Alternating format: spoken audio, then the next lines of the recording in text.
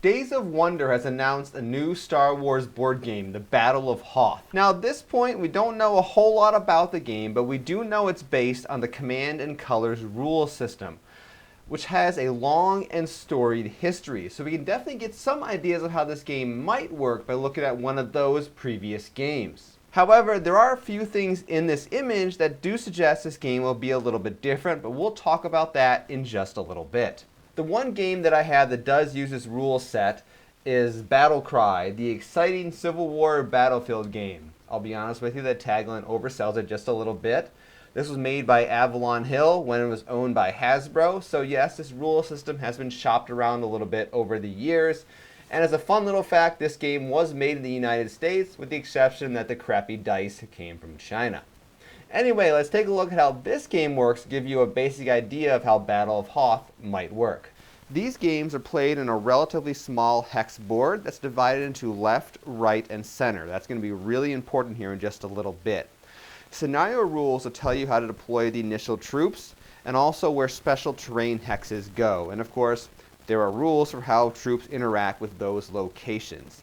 And in case you're wondering here, you're looking at day 2 of Gettysburg. You have the wheat field as well as Devil's Den over here.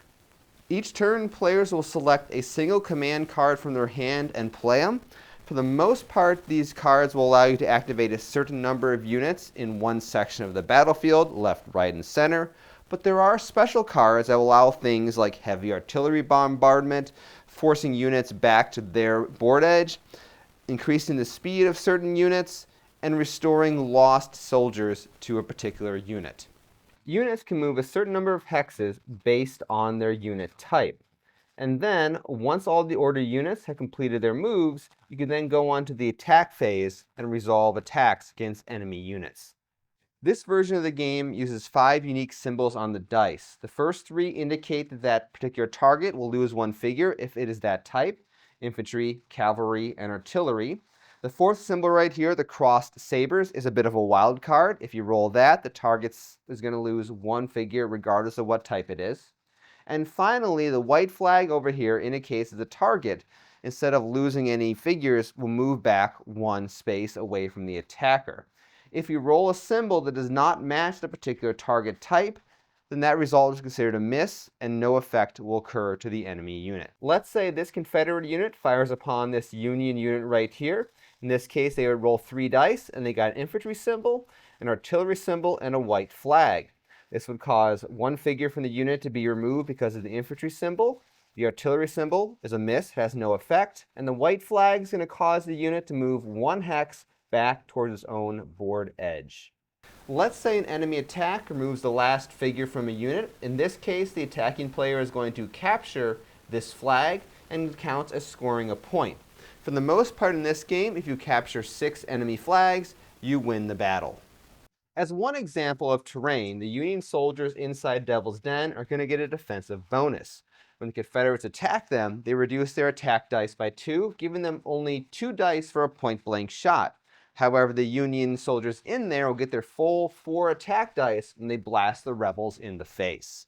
A few last notes about this game. There was a campaign system, but it was pretty much play between 3 and 7 battles and keep a running tally of the score. The person with the most points after X number of battles wins the campaign. There was not really any effect that carried over from battle to battle. And I think my biggest criticism about this system was the whole left, right, and center aspect of the game. I know I pointed different from how I just said left, right, and center, but that's kind of irrelevant. It was quite common for you to run out of cards on a certain flank before you could actually finish whatever tactical strategy you're trying to apply at that time. So your soldiers would move up and all of a sudden decide to basically sit around for a couple turns picking their nose with the bayonet. Well, they got absolutely murdered by the enemy forces. I would have liked to see a system where maybe every card could apply to every different area of the battlefield, albeit maybe at some sort of degraded performance where a right flank card could be used in the left flank, but maybe have 1 less unit that would be activated. Something like that to give you a little more tactical choice about what's going on in the battlefield, and it's a bit more of a cost-benefit analysis you would have to do to properly execute your strategy. And for one final fun note, for some reason, the rule book was missing about like 20 pages when we got it. So most of my rule book was either photocopied or printed off. I'm not entirely sure where it came from. This is actually my brother's game. So that was obviously some fluke with our copy of the game. Anyway, let's dive back to this image of the Battle of Hoth, take a look at it in detail, and see how some ways this game is probably going to be different from a traditional Command and Colors rule set. In just a moment, we'll talk about some of the differences that I see in this image for Battle of Hoth.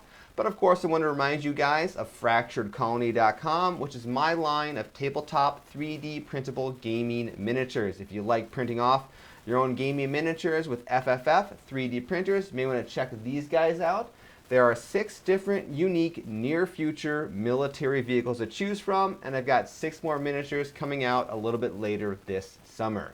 All right, let's get back to the video. First thing I notice here is that the battlefield is smaller. In Battle Cry, there's 4 hexes on the flanks and 5 in the center, and I can see 3 in the flanks and 4 in the center.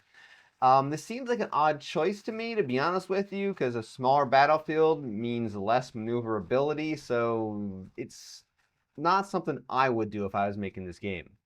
One of the most notable changes is that the rebels have their own set of cards when compared to the Empire. Now in Battle Cry, because in the American Civil War the 2 sides were rough parity, the game uses the same deck of cards for players on both sides. Of course, in the Battle of Hoth, that's not the case. The Empire has the AT-ATs, where the rebels have the snow speeders as well as gun turrets. So definitely a very asymmetrical battle going on there, and hopefully by having a unique set of cards, Days of Wonder can bring out some of the more interesting flavor of these units and make it actually feel like you're flying snow speeders around to try to tow cable the AT-ATs. And of course, on the other side, then you have the big hulking units with heavy armor and a lot of firepower.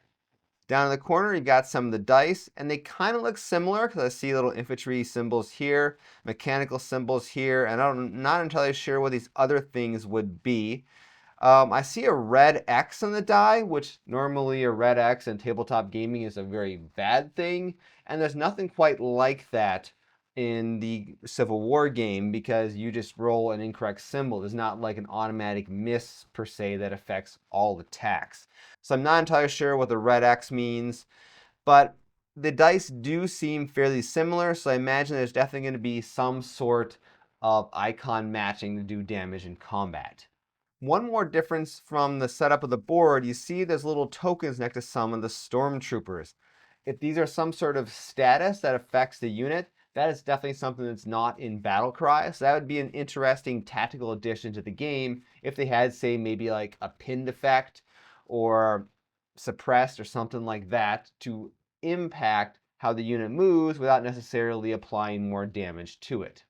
Also down the corner here, you can see a token for what is a shield generator. Of course, in Star Wars Empire Strikes Back, the shield generator is the primary target of the Empire landing forces. Hopefully, this means there's going to be more varied objectives than simply killing your enemy, like is the case with Battle Cry. One thing that's been reported in some of the news stories is that the campaign will be dynamic and that one battle will affect another. This may be the case, but I'm not entirely sure what the source is for that. In the Facebook post announcing the game, I don't see that mentioned. And one similarity of note between this and Battle Cry is the name Richard Borg. He was the original creator of the Command and Color system. Now, I don't know if he worked directly on this game, or maybe his name is just on there because of the system being used. But this system, this is one final note, has been used for all sorts of different settings. Over here in Board Game Geek, you can see the list of games that have used this rule set. Of course, we've got American Civil War, World War II, Ancients, Fantasy, and go on for a while. We've got some Japanese samurai action, World War I, even space combat. So it's been something that's been adapted to a whole lot of different games. So anyway, we'll wait to see what happens. It sounds like this game, Battle of Hoth, is coming out this summer, so I'm sure we'll learn some more details between then and now. Or now and then, I guess is what I should be saying.